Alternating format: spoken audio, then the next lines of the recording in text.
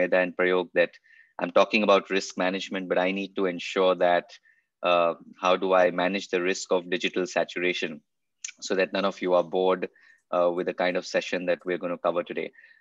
Anyway, I'll just share my screen now and just if you can give me a thumbs up, are you able to see the screen?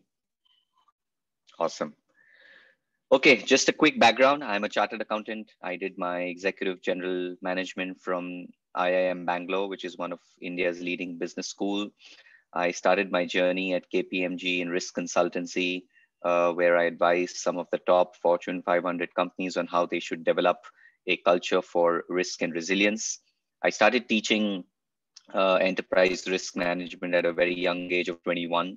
So in the last 10 years, I've trained almost 10,000 students. And of course, after KPMG, I helped in setting up a business school in Mumbai. And post that, I was running a microfinance NBFC. I'm sure you guys know what a non-banking financial company is. In microfinance, we used to give loans of 25,000, 30,000, 40,000 to small women entrepreneurs in tier 2, tier 3 cities of India. And that was the first time I realized that how in a financial institution, a qualitative risk management becomes a very important aspect, right? Usually the biggest risk in a financial company is the risk of default. And I'm going to talk about what is risk, what is enterprise risk in my coming slides. But just to set the context, when we look at a financial institution, there are much more risks beyond the risk of default. There are many other areas which one needs to consider from a qualitative risk perspective. And you'll be surprised to know by implementing 2 or 3 basic techniques in qualitative risk management, we were able to bring down our default rate to just 0.2%. And that includes checking the electricity bill of the borrowers, to ensuring that they recharge their mobile phones every quarter. And the third thing is they have their own house. So house ownership was very critical because the migration risk was the single biggest issue in a microfinance business. So this is just about how my journey started with enterprise risk management. And as the CEO of the India affiliate of IRM, my role is to really govern and take charge of all the qualifications and examinations in India. Now, what's happening around us? And feel free to put up your questions on the chat box. I'm going to make this very interactive. Sumedha and Prayog have specifically requested that let's cut down the presentation to a maximum of 35 minutes so that the last, say, 15, 20 minutes, we can focus on just talking to each other and understanding what are your local problems. Now, this is the World Economic Forum Global Risk Report. And every year, the World Economic Forum comes out with, the predictions for the year, that these are the risks, these are the uncertainties. And typically, when you're looking at risk, it's usually on 2 parameters. One is likelihood and one is impact. And what is very alarming is in 2019, the Global Risk Report actually said that infectious diseases is one of the top 5 risks. And only 20% of the risk professionals across the world were actually prepared for a pandemic. So whilst almost 94% said that, yes, we know a pandemic kind of a situation can exist, can occur, can impact us, but only 20% said that, yes, we were prepared for it. And that's the biggest flaw in the entire understanding of risk management. We guys take things lightly. We know that a negative event may come up, but we don't want to prepare for it, or we don't want to think too much in the negative area, right? Now, if you see the top risks for 2021, what are we seeing? Infectious diseases right there. Climate action failure, biodiversity loss, livelihood crisis, extreme weather, debt crisis, and by likelihood, which means by probability, the frequency at which things may go wrong. We're looking at human environmental damage, digital inequality, digital power concentration, cybersecurity failure. And on the right-hand side, if you see the complicated diagram, that clearly denotes that every risk is interconnected, right? You can't look at risk on a standalone basis. Today, if I ask Fatima, what is the risk you're facing? Her risk could potentially be a root cause for Prayog. Or if I ask Prayog, what is your root cause? His root cause would possibly be a risk for, Sumedha. So every internal activity is going to be interlinked. And that's what we call consolidation of risk, interconnectivity of risk. You need to start looking at all these events as a consolidated event. And my first question to all of you, you can put in your comments on the chat box. Where are you in terms of these global risks? Are you impacted by anything beyond the pandemic? Don't give me a simple answer saying yes, infectious diseases. We all know COVID is going on, but beyond the COVID, can you think about what is impacting you, your relatives, your friends, your family? For example, I was speaking to someone in Bihar last week in India, and it's a small town. And they said that, we don't have internet access. I'm not able to attend my lectures. And that's a question of digital inequality, because while there's an internet boom, we're talking about a digital world, but that's not equally distributed across the country, right? So that could be one of the activities which I want to bring to the table. And I want to understand from each of you, what is impacting you, your family, your relatives from these events. It could be anything. You can just type and tell me, okay, biodiversity loss is a problem. Okay, debt crisis. One of my friend is undergoing a financial crisis, or maybe you know someone who's undergoing a livelihood crisis. You've seen a personal example of a cyber attack, right? So cyber security failure. So think about it. I'm giving you about 30 seconds, maximum 1 minute.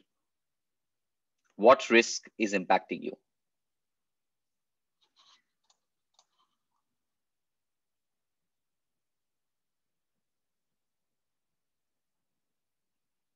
Great. I think that's a good starting point, Prayog.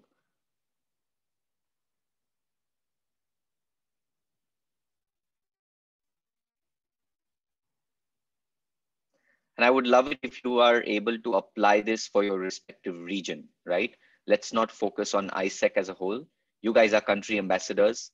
Put on your thinking cap and tell me, if you are a risk manager, if you are a risk intelligent leader, what is it that you are facing in terms of a risk from these 20 events? And it could be you, your family, your relatives, your friends. We don't need to discuss any names, but just put it on the chat box that, yes, I know someone who's not able to procure raw materials because there's a natural resource crisis. Or I do know someone where, there's a digital power concentration in that certain state or certain country, or there are interstate relations fractures. So within Vietnam or within Cambodia or within India, there are a lot of interstate conflicts, right?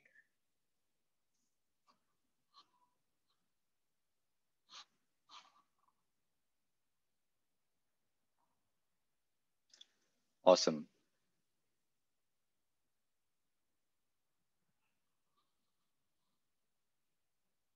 Fantastic.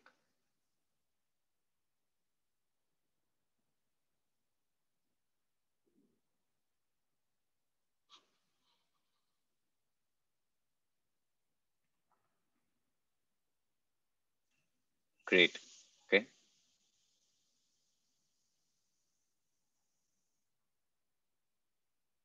I'm really glad that you are coming up with these thoughts and suggestions. No proper waste management affecting health of people. Okay. Okay.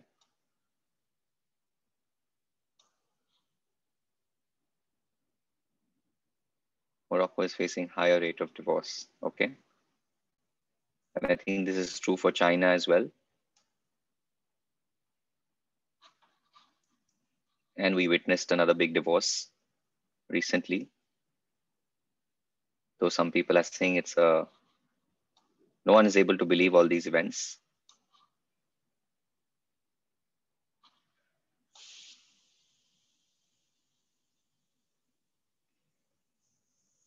Okay, guys, I think I've got 5 or 6 responses. I'd like all of you to quickly participate so I can move on to the next slide. If you don't think this workshop is a waste of time, your time, not my time. I love talking to ISEC people. Right, Sumedha? Yes.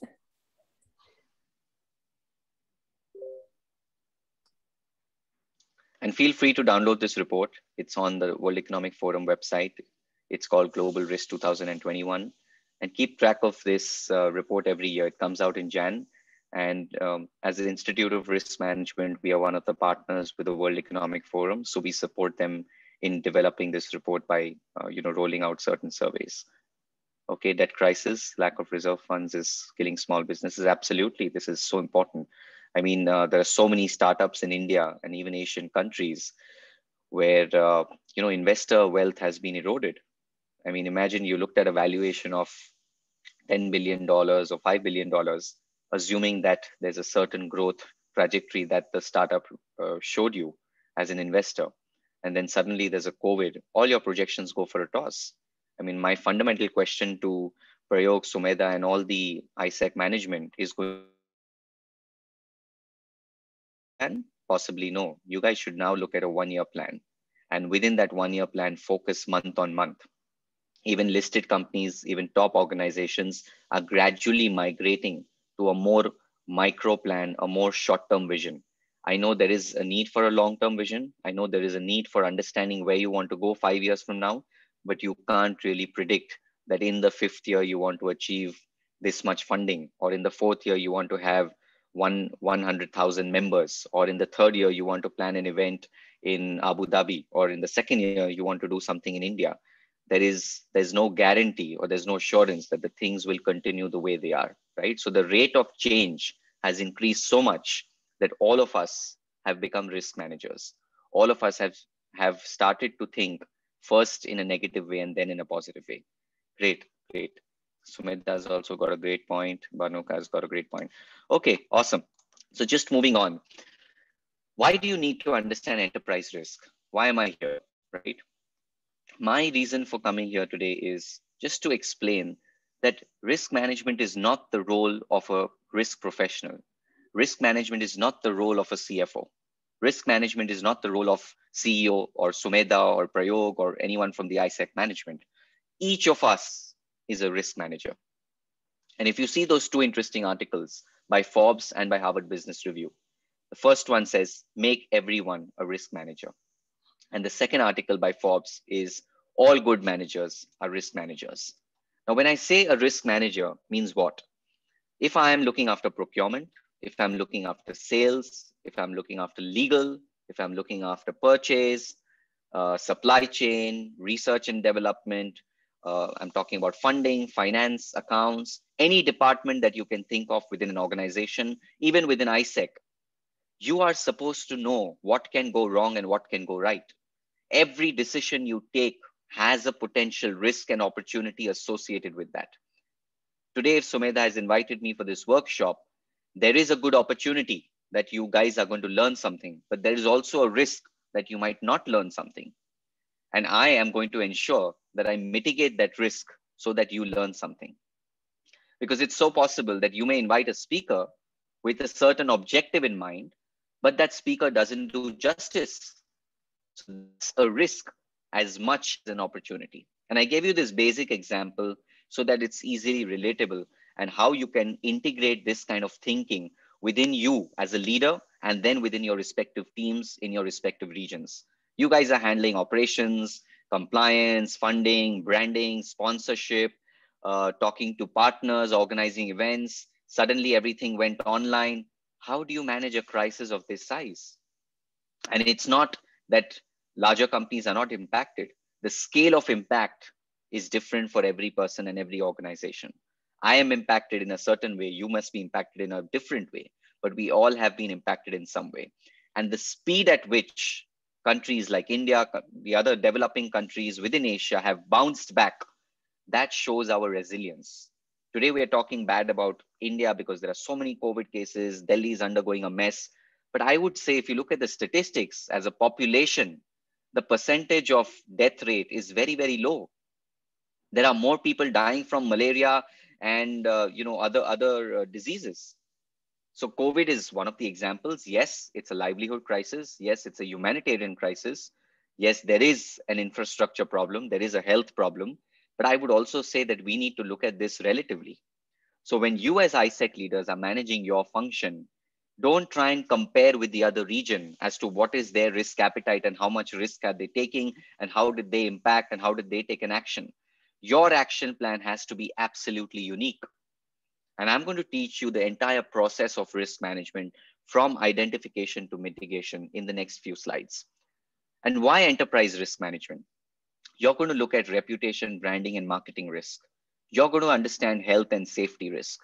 The reason of enterprise means across the enterprise. It's called a 360-degree risk management. And then you have financial risk management, which is a very, very small component.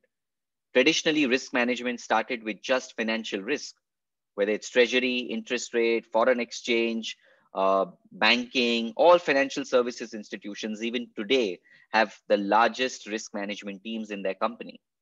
But my question to you all is, why can't you have a risk champion within ISEC? Why can't you have a risk manager within your own region? And when I say risk manager, again, it doesn't mean you need to hire a dedicated and become a risk manager.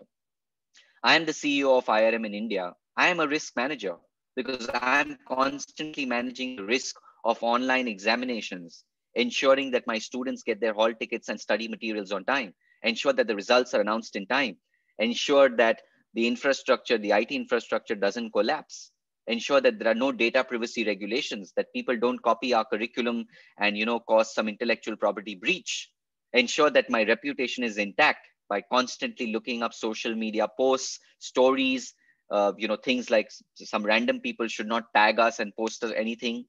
So all these risks are managed at a senior level by me. I don't have a risk management team. It's just another role which you're taking up to really look at the survival of your own organization. If you want to enhance the survival of your organization, you need to be risk ready. And there are three important reasons why enterprise risk management. The first one, you will know how to solve complex problems. Number two, you will know risk-based decision making. And number three, critical thinking and risk mitigation. And this is just not theory, guys. These three aspects are from the World Economic Forum 2030 Skills Outlook, which means by 2030, these are going to be the top three skills that any individual is required to have. Now, complex problem solving, right? You throw upon a problem, I will come up with a solution. It may be feasible, it may be not feasible, it may require certain capital, but 100% I will be able to solve that problem. Why? Because I'm thinking from a risk management point of view. Risk-based decision making. Today, if I tell Fatima, hey, look, I'm giving you 100 crores or I'm giving you $100 billion, and you as the leader in your region, you can invest that money wherever you want. You need to understand what can go wrong, what can go right. Where will I need to park that money? Where will I get the returns? What's going to happen in terms of the reputation? Who should I partner with? What if that company shuts down if I invest the money, right? So that is called risk-based decision making. The third one, critical thinking and risk mitigation. That's what we're going to cover in the coming slides. Now, what is risk? Let's understand the fundamental definition of what is risk. Risk for many people is a negative term. Risk for many people is just an opportunity. Risk for many people is just a reward. Like some people are very greedy. They just feel higher the risk, higher the return. So if I put $100 billion, Fatima is smiling and she wants $500 billion within 3 months, which is not going to happen always, right? Risk is nothing but a combination of three important terms, which is effect, uncertainty, and objectives. Okay, each of us has an objective.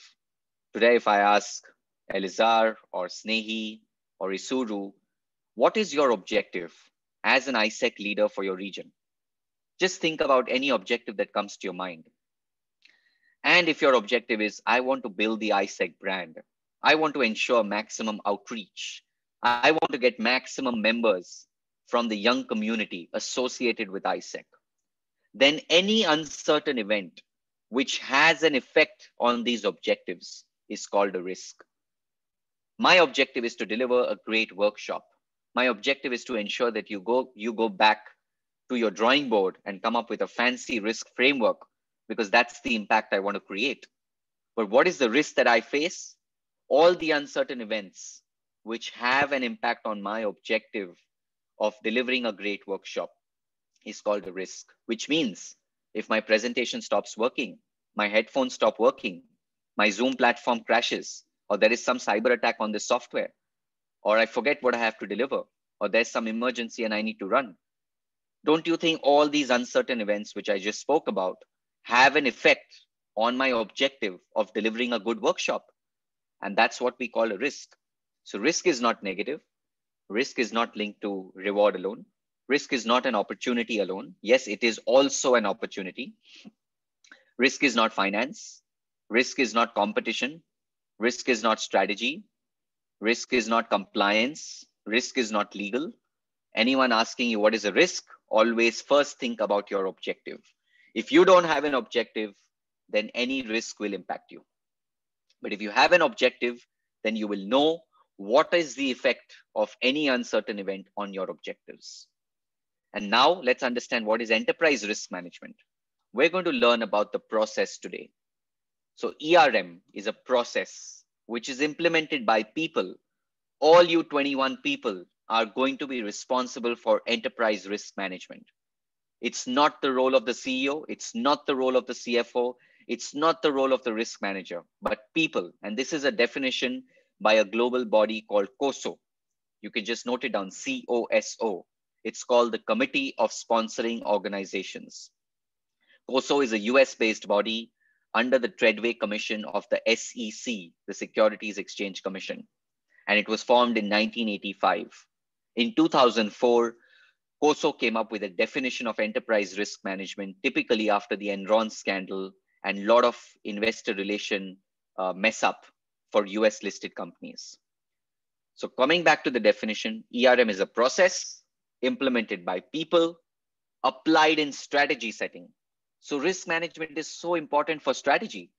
Today, if I tell Prayog, hey, look, let's start a new ISEC chapter in another country, are you blindly going to take a decision? You would want to know what's the population of that country? What's the kind of political situation? How safe is it to operate from there? Do we have a trustworthy partner? Can I identify a young ambassador? Is there enough young population who can associate with ISEC? These are the kinds of thoughts that you're going to build up on. And that is nothing but strategy setting. So ERM is a process, people, strategy setting. The fourth important element, identify events. Because now when you're thinking about strategy, you want to open a new ISEC chapter in a new country, you will also identify potential negative events that will come up in your roadway. Then for those events, you're going to develop action plans. Try and make those action plans controllable so that the risk doesn't become uncontrollable. And finally, when you make those risks controllable, you have reasonable assurance. Look at those two words, reasonable assurance over the achievement of your objectives. So enterprise risk management is a process by people applied in strategy setting to identify the events so that you can develop action plans, make the risks controllable, and finally get reasonable assurance that your objectives will be achieved. Clear about this? Can I get a thumbs up from everyone? You understood risk and enterprise risk management? Fantastic. Moving on. What is the process that you all are going to follow? And this is very, very important, guys. If you slept in the first 20 minutes of my presentation, it's fine. But what we need to do right now is understand the process of enterprise risk management. This is the entire detailed process. I'm going to share an IRM guide to the risk management process after this presentation, probably on Monday, once I get your email addresses from Sumedha. My office has created a very nice thank you email, which has some resources and materials. So we're going to share that with all of you. The first element in the risk management process is organization's strategic objectives. And my question to all of you is, what are your objectives as an ISEC ambassador? I'm giving you 1 minute. Take it down as a note in your notepad or whatever you have with you. We're not going to discuss this right now. Towards the end of the session, maybe around in the next 15-20 minutes, I might just ask random questions that what are your objectives? So just note down any 2 critical objectives as an ISEC ambassador. It could be a vision, it could be a mission, it could be short-term, long-term, whatever it is.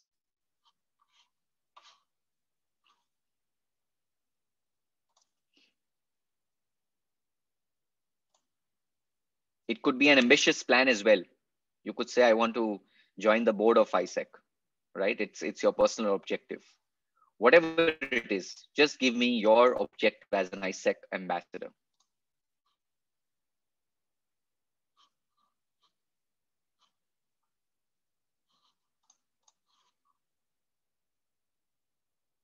Diversifying revenue and engaging staff. Fantastic. External relevance and revenue generation. It's so important to see that revenue is actually on the topmost agenda, right? Every organization in this pandemic is talking about revenue, cash flow, liquidity.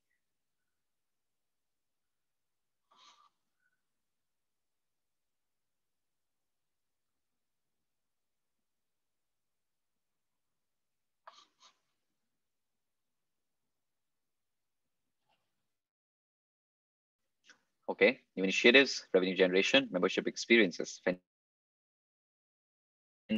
all the 20 people can just scroll up and down and try and interlink, right? What are the common objectives? And that's going to be very important for Sumedha, because you've organized this workshop. You might want to just pick up the common words or the keywords that are coming out of the various objectives of the leaders here. Financial sustainability, okay, membership sustainability and brand reach, fantastic. Finance, operations, and HR. Finance is everywhere. Talent development, okay, Andrew, that's a good point. Shows that you're committed to continuous learning. See, all these objectives also speak a lot about the leader. For example, if I were to pick up on the traits of a person like Andrew, Andrew wants financial sustainability, but he also wants to develop his team in the right way. He wants to develop talent in the right way. So there's continuous focus on learning and development.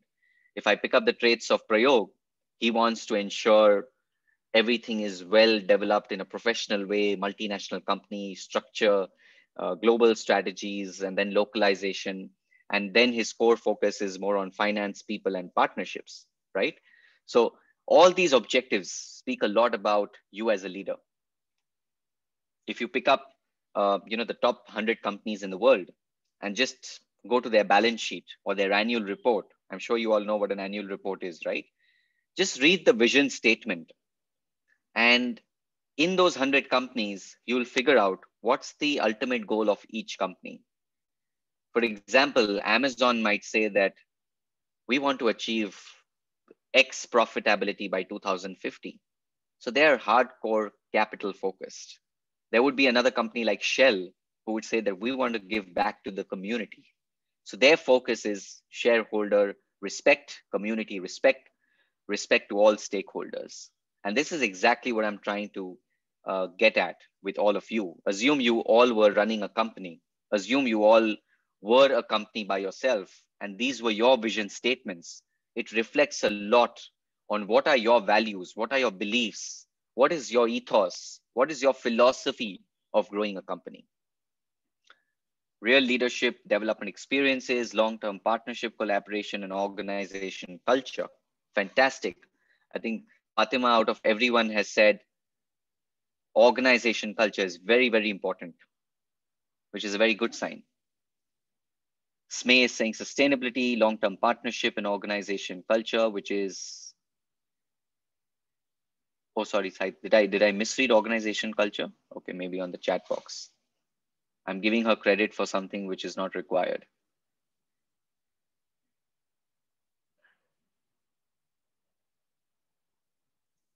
So you want more structured processes. Got it. More sustainable pipeline. Okay. Okay. Not yet done with everyone, guys. I want all of you to participate. Otherwise, what do we do, Sumedha? End the workshop if people are not participating? You need to wake your team up. This is definitely more engaging than a one-sided talk, right? I can just give a fancy presentation and leave the room, but I want all of you to think. And I so wish I could have done this workshop in person, because that's been one of my best experiences with people.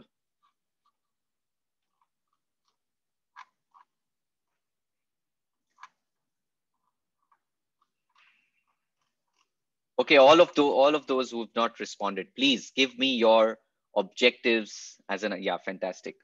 Finance and talent, so that ISEC can last long and make impact. Product development, organization sustainability.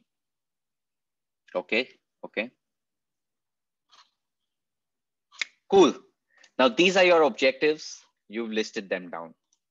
Our step number 2 in the risk management process is now let's identify the risks associated only with your objectives.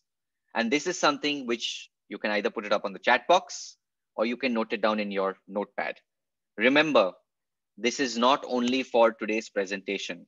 I'm teaching you this process so that you can go back and work with your teams and set a formal process where every quarter or every 6 months, you're able to identify risks associated with your objectives. So in today's session, if I look at your objectives of financial sustainability or talent or HR or operations, give me 2 risks that are associated with your objectives. And what is risk? I've already told you, it's the effect of uncertainty on your objectives. So give me any 2 uncertain events which are linked to your objective. And I'll give you another example. If I talk about product development, Shuhei has said product development is one of his objectives. What is a risk? The risk is not being able to come up with the right products and services. That is a risk, right? So you're not able to innovate. You're not able to research well. You're not able to structure anything. So not being able to come up with a formal product development strategy is a risk by itself. Revenue diversification, your risk could be drying up of funds for the local chapter. You don't have adequate investment and funding and support from the ISEC global team. You're not able to generate local cash flow because events have stopped, or it's in a digital world where people are not willing to spend the same amount, right? So these are the kind of risks that I want you to think of and make a note of them. You don't want to share on a public platform because it's pertaining to your region. Fair enough. I respect your privacy, but put it down on that piece of paper so that you know that for your 2 or 3 key strategic objectives, what are those 2 or 3 risks that are coming to your mind?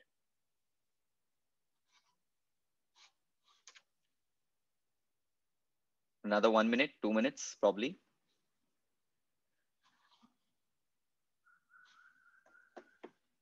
Okay, great.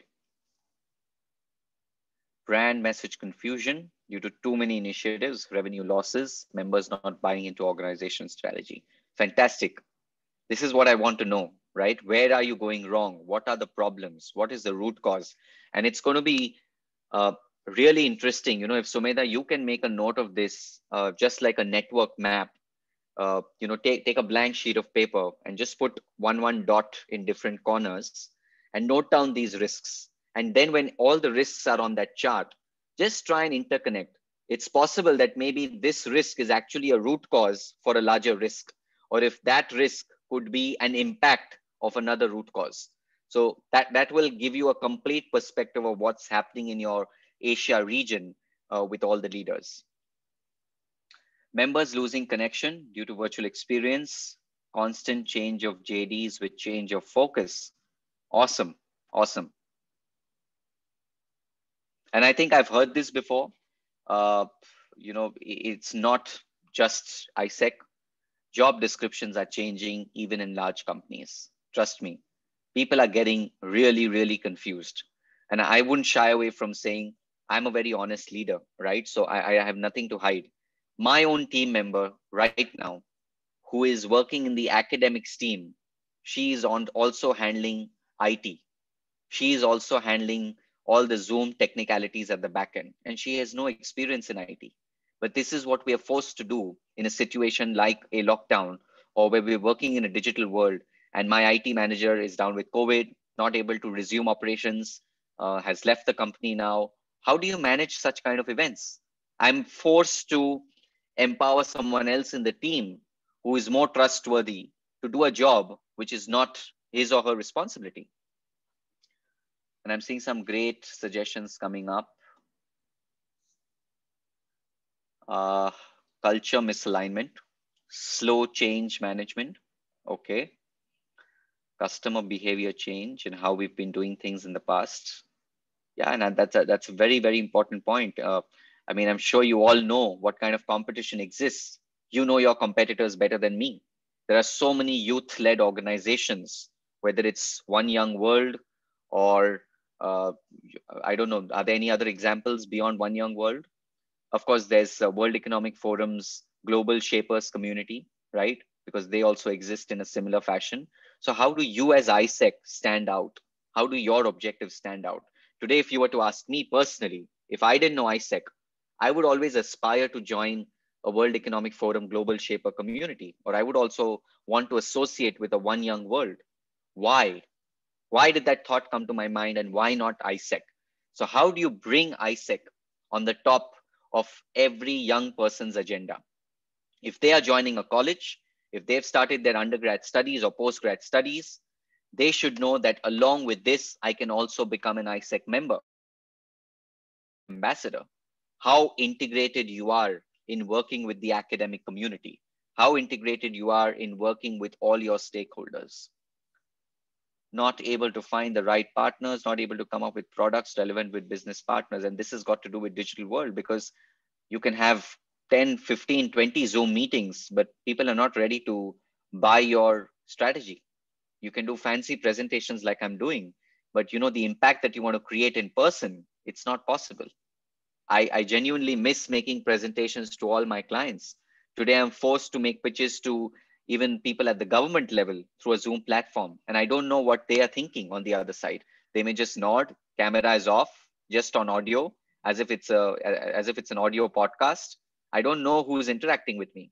So these are some of the challenges which we're all facing in a digital world. Financial sustainability, not able to generate revenue, not able to manage finance, very important. Snehi, I think that calls for a role of a CFO, because you may have funds, but not being able to manage funds is as good as not having funds. Always remember, you may have $5 billion, you don't know how to manage it, it's as good as you don't have any money. So very critical to look at the asset allocation. Where are you parking the funds as an ISEC local chapter? If you are getting a certain investment, if you're getting a certain level of support from the global team, you need to know where do you park that money. Not being able to give relevant value to membership for capacity building, fantastic. So I was speaking to someone at one of the youth organizations, and I can't give you the name, but they are now thinking of coming up with a smart card. And this might be relevant for Sumedha and Prayog to take back to the global team, where you are issuing a digital smart card to all your ISEC members and partnering with some of the 20 or 30 top global brands for discounts and offers for all your ISEC members. And it's a simple smart metal card. You can have the ISEC logo. And I know I'm slightly jumping to risk mitigation, but I also want the people to know where we are headed towards, that it's just not a negative workshop. You are identifying events, and now I'm trying to reach a stage of potential solutions. And then it's up to you all, whether this fits within your budget, you agree, you disagree. But a simple solution is for an experience like this, you can issue a smart card, you can tie up with an Amazon, you can tie up with a Walmart, you can tie up with an Apple Music, you can tie up with Spotify. You can look at these strategic partners, have their logos on the smart card with the ISEC logo. It could even be a brand like IRM to give certain scholarships in our examinations, and issue that smart card to every member who's becoming an ISEC ambassador. And with that smart card, they can show that, okay, I have a digital iCard that I'm associated with ISEC. I also get a lot of benefits with these brands. And what is in it for the brands? It's very simple. They're getting a massive outreach across the world. I mean, you have such a large database of young volunteers who is their exact target audience. Today, if I were Amazon, I would jump on this opportunity, because I know that people like you would probably log on to my website and buy a book on Kindle, or you could buy some grocery, or you could buy something fancy. So think about these kind of ideas to enhance the membership experience. Break the traditional norms. When you're looking at risk mitigation, and when we come to those slides, you can't come up with a solution which has always been the norm in the industry. Try and break that norm. Try and challenge the system. We're not asking you to be a revolutionary. We're not asking you to protest. My suggestion here is very simple.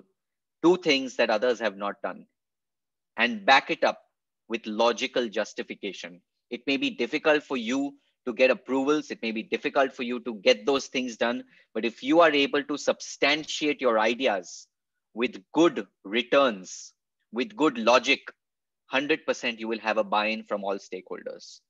My team comes up with an idea every day. That's an open door policy which I have. We are a global brand. I'm just handling the India region. So I'm also supposed to comply with the UK guidelines, with my global body guidelines. But at the same time, I'm willing to explore ideas within India and then submit it back to the London team for approval. But I know when I'm submitting those ideas to them, I'm backing it up with good reasons and good justifications. So courage is very important in risk management. Innovation is very important in risk management. And breaking the norm is very, very important. You got to think outside the box. Brand reach, lack of marketing and digital skill. Okay. Capacity, we're talking about. Okay. Existing brand perception. Arfan is saying existing brand perception itself is a risk. So we need to do something really serious in Bangladesh, Prayog. We need to break the ice and understand what is going wrong. And this is very important and alarming, right? And this is a closed door conversation. So I'm assuming there's no problem in having an open chat. But if your existing brand is at risk in a certain region, that's a red flag. You need to definitely wake up and see what's going wrong. And it may be possible that Arfan has a certain view because of certain events that have happened. So we need to lend a patient hearing to all our ambassadors. And that was my fourth important point in risk management. Be patient and listen. Don't just take decisions in an ad hoc way. It's a very important case for all of you. You know why Nokia failed? And this is a very less known fact. You may have your own reasons of the Nokia case study. There are so many articles, but one important reason is there was a junior plant manager who was working at one of the manufacturing units. He wrote a letter to the CEO back then, and he said that we need to move from the Symbian operating system to the Android operating system. And the CEO said, look, don't teach me what I'm supposed to do. You continue working at the plant. And that guy actually had colleagues and friends who were working at companies like Ericsson and Samsung, who gave him enough competitive insights that, Nokia is not going to work or Nokia is not going to survive because Samsung and Ericsson and other companies are coming up with real fancy, robust Android software technology. So patient hearing needs to be a critical component in every organization. Just because the person is a junior, just because the person doesn't have authority, just because the person has no power and designation does not mean you do not listen to him or her. Today, if my junior administration staff, who is on a very low salary, as much as minimum wages, he gets the same respect from me. He doesn't get distinguished as a junior team member, and he brings so much insights on the table. He tells me issues like when we're dispatching the books in our courier, there's something going wrong. Or he will tell me an issue that I dispatched this courier to someone in Delhi, and that student actually Xeroxed that book and gave it to 10 other students. So we lost out on revenue of 10 students. Imagine that young guy who's working in administration is bringing these kind of cases to my table. Why shouldn't I listen to him? Why shouldn't we listen to our junior people? So keep your eyes and ears open and give a patient hearing in risk management. So we are done with step 2. Step 3, how do we identify risks? And, pardon me, but Sumedha and Prayog, what I'm going to do is, I know it's 15 minutes more, but just give me 1 second.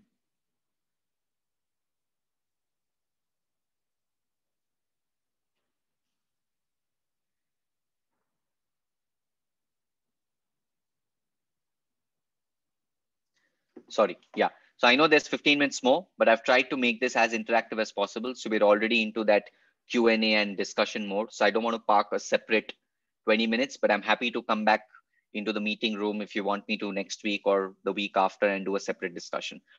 So risk identification, guys. Now this is very important. You can take a screenshot of this slide. The first one is called an IRM risk wheel. This is what we call the Institute of Risk Management's risk wheel. These are all your areas which you need to look at when you are going to identify risks, right? We first spoke about objectives. The second, we spoke about identifying the risks. And now I know you guys have identified the risk, but I'm giving you the real tools and sources of how do you identify the risk. Why did all of you just come up with 2 or 3 events? Because you did not know so many avenues exist, right? And I'm giving you all these avenues. You can identify the risk in your strategic objectives, economic events, political events. No one spoke about political events in their local region. No one spoke about reputation and ethics. Tomorrow, if I put up a photo of Prayog and just morph it with some random protest in the background and circulate on WhatsApp, Prayog from ISEC is joining the protests in India, or Prayog from ISEC is talking against the government. Who can stop me? Fake news. How do you manage the risk of misinformation? How do you manage the risk of fake news? And that has a significant impact on the reputation of Cadbury globally. You all know what's Cadbury, large global company. In India, in 2003, there were worms which came out of the Cadbury, right? And back then there was no social media. But imagine, word of mouth was so strong. Within 2 days, it came in national newspapers that all Cadbury products have worms. And Cadbury said it was just one instance in one household in a country of 1.3 billion people. And you guys are saying that every Cadbury has worms? They had to roll in a brand ambassador, Mr. Amitabh Bachchan, who's a leading Bollywood celebrity, to really revamp the brand. They issued a clarification to the media that there was a refrigeration issue with our vendor. So the Cadbury chocolate, which was distributed to their vendors, to all the Kirana shops, one of the Kirana shops had not stored the Cadbury chocolate in a certain temperature, which is where the worms started coming out, right? So just one spark and it results in a fire. And you guys need to control that spark right at that level. The real question is, can you mitigate all the risks? Can you avoid all the risks? No, but you can manage the risk to bring it to an acceptable level. You can definitely ensure that all risks can be managed. All risks cannot be mitigated, but all risks can be managed to an acceptable level. The faster you react, the lower will be the impact. Don't sleep on a risk. Don't sleep on a negative event. Last week on Saturday night, I have slept at 4 o'clock because I was solving a risk in the middle of the night. I could have easily slept and woken up on a Monday morning to say that Saturday, Sunday is a weekend.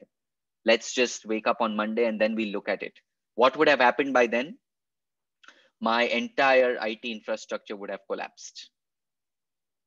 My team got up on Saturday at 10 in the night, 10 to 4 in the morning, 6 hours, we solved the problem. And then I gave my entire team a holiday on Monday. That's the kind of problem solving we need to have. That's the kind of response, the speed at which you need to bounce back, the speed at which you need to address the risk. Okay, so this is the IRM risk wheel. You have taken a screenshot.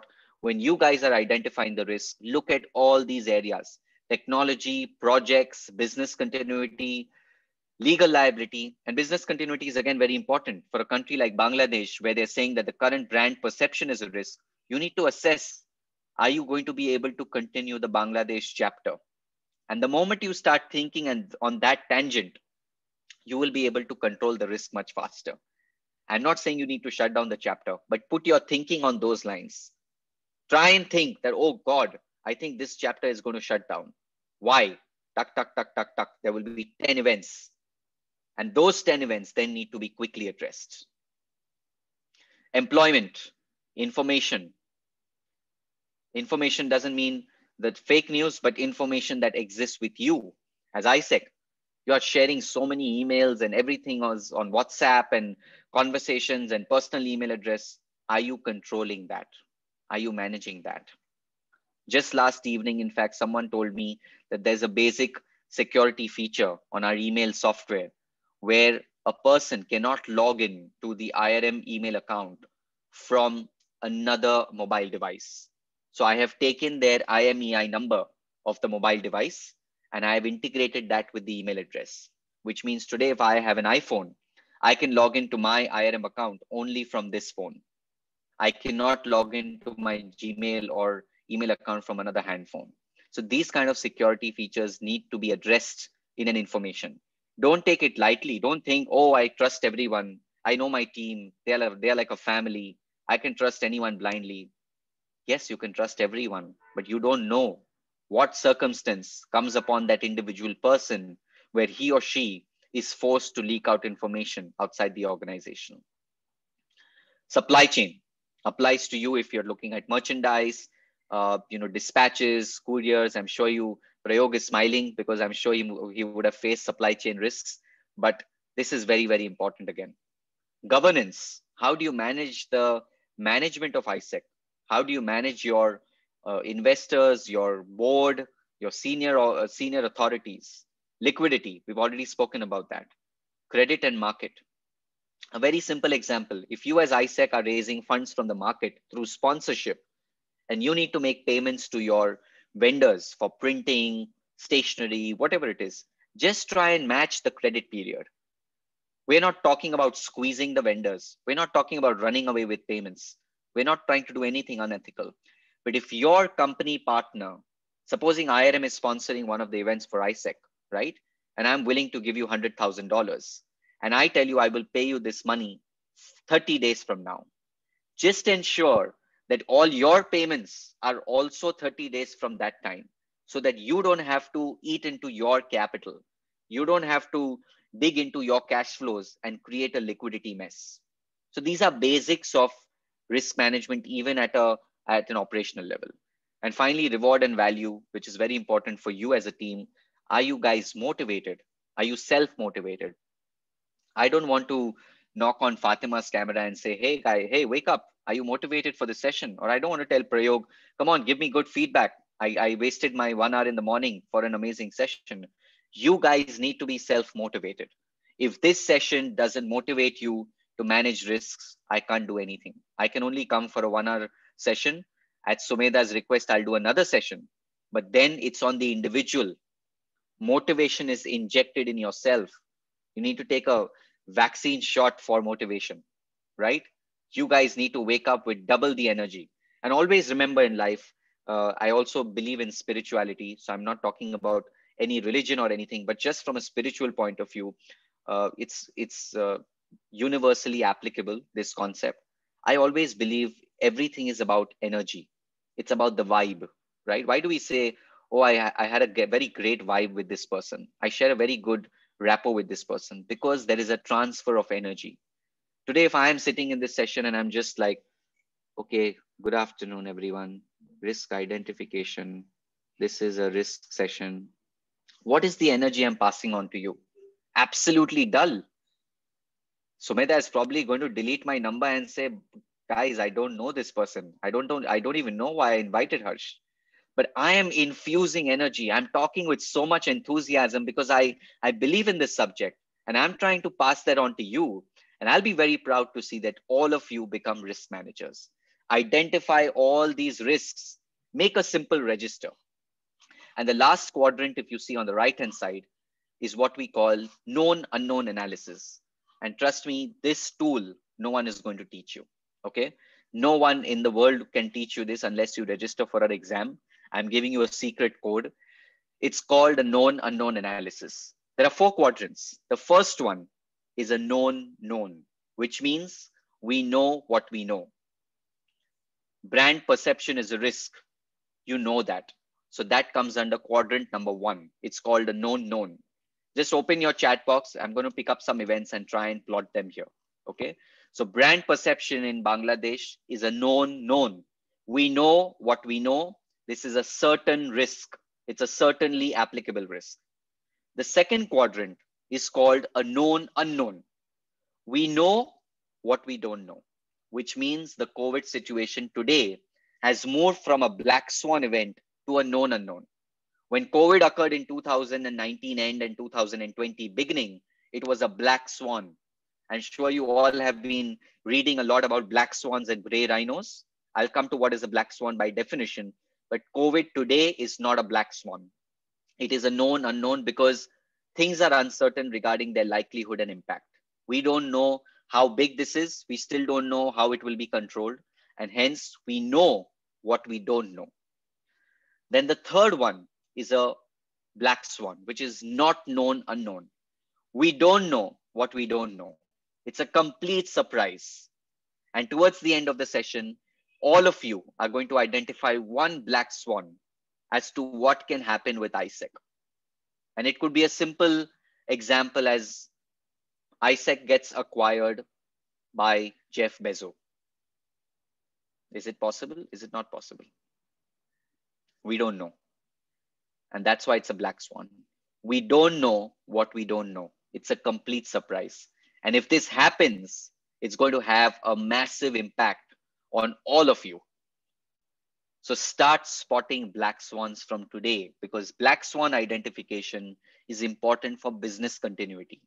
All the other three quadrants are manageable, because your certain risk is we know what we know. We don't know. I mean, we know what we don't know. That's a managed risk. But what you don't know is a complete surprise. And when I say complete surprise, it should have never happened in the last 200 years. And it's very difficult. And that's why organizations have started developing a black swan matrix where they're constantly identifying black swans. The last one is elephants. We ignore or don't recognize the known. For example, Shuhei has said lack of marketing and digital skills. This is an elephant, guys. You are sitting on an elephant. The day you fall from an elephant, you're going to have a huge thud. You're going to have a huge impact. So do not ignore or don't just not recognize the known. This is a known fact that lack of marketing exists. So please take action. Otherwise, it's going to be an elephant. Clear? So known unknown analysis is very important in risk identification. Now you will ask me, where do I put all these risks? What do I do with all these risks? There's something called a risk register. A risk register has only 4-5 columns. It's a simple Excel table. You can even put it on your notepad. The first column is the risk by itself. What is the risk that you've identified? The second column is the root cause. Why do you think is that risk existing? So today, if someone has said brand perception or lack of digital skills or marketing issues or funding issues, why do you think those are the risks in your regions? And you can tell me no support from management, local issues, reputation issues, our social media channel is not working properly, decreasing followers, the content is not good. All these are root causes. And then the third column is going to be potential impact of this risk on your objectives. So risk, root cause, impact. Finally, the rating. And that's what we call risk evaluation. You can rate the risk on impact and likelihood. It's a simple multiplication. If this risk is a high impact, say the rating is 3. And if that same risk has a higher likelihood, which means it will keep happening, like brand perception is a constant thing.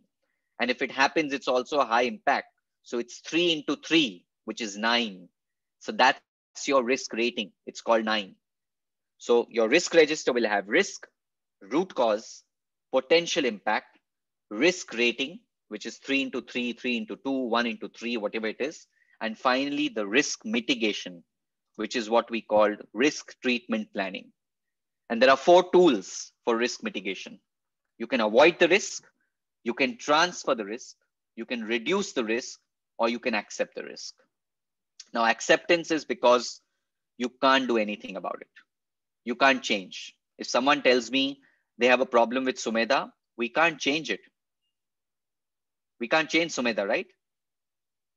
Can we? If someone tells me they have a problem with me as a speaker, can you just throw me out of the meeting room? You have to wait for the session to end, whatever feedback it is. So you have taken the risk. You have accepted the risk. You have started living with the risk. Reducing the risk is where you start treating. You try and change the size. For example, there is an issue with your social media agency. There is an issue with a person who has committed a fraud in the company. You remove that person. You get them out. Transfer. You try and work with an insurance company. It's a classic example of risk sharing, right? So for example, if you feel that your content on social media is not working fine, you could transfer that risk by working with a marketing consultant. You could transfer that risk by working with another region where the content is very good. So for example, Pakistan is doing really well in terms of their ISEC Instagram page, and Bangladesh is saying brand is an issue. Probably Bangladesh can talk to Pakistan and say, hey, can you help us? Is this possible? Right? So you have now transferred the risk and tried to bring in more stakeholders to solve it. And finally, avoid. Avoid is you completely terminate. You just ignore the risk. I mean, you ignore the root cause and you start working on a complete termination strategy. So these are the 4 techniques of risk mitigation.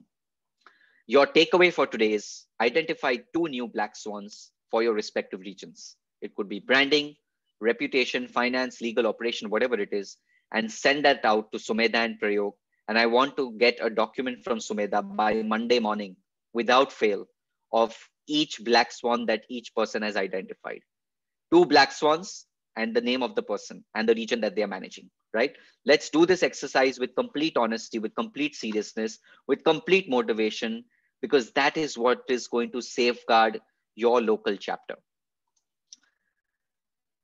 Slide, take a screenshot in case you want some ideas for black swan.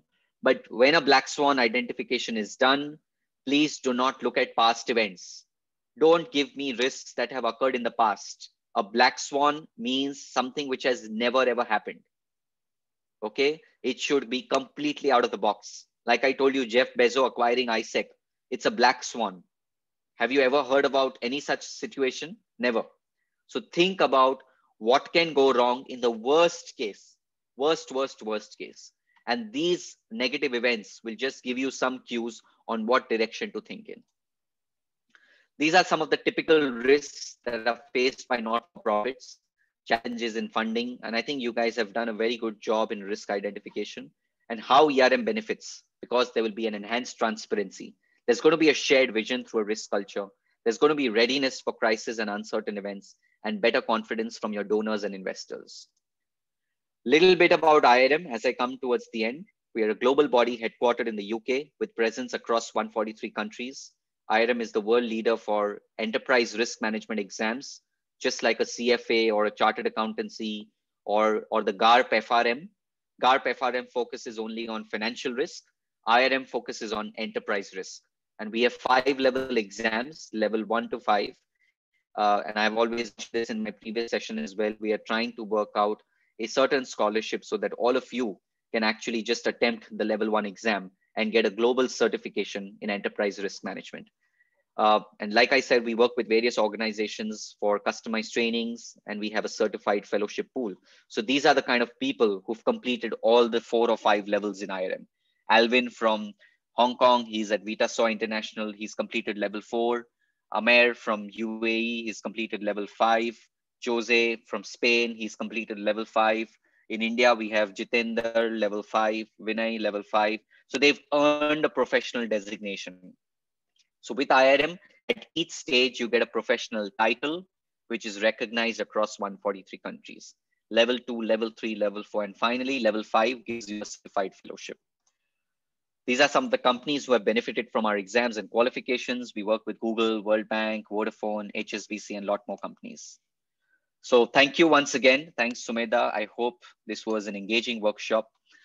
My objective was to, just teach you the tools and techniques of how to identify risk, how to manage risk, and ultimately, how do you take back a culture of, risk and resilience and risk-based decision-making. Thank you so much, Harsh. If anybody has any questions, I can take them forward with you, Harsh, after the session. And for everyone, thanks a lot for joining us today. And I'm sure it was very insightful for us. Me and my teams were like having quite a reflection on how we are doing things as well. So thanks a lot, Harsh, for your time. And if we have time for a quick screenshot, everybody, if you can switch on your cameras, we can have a quick screenshot.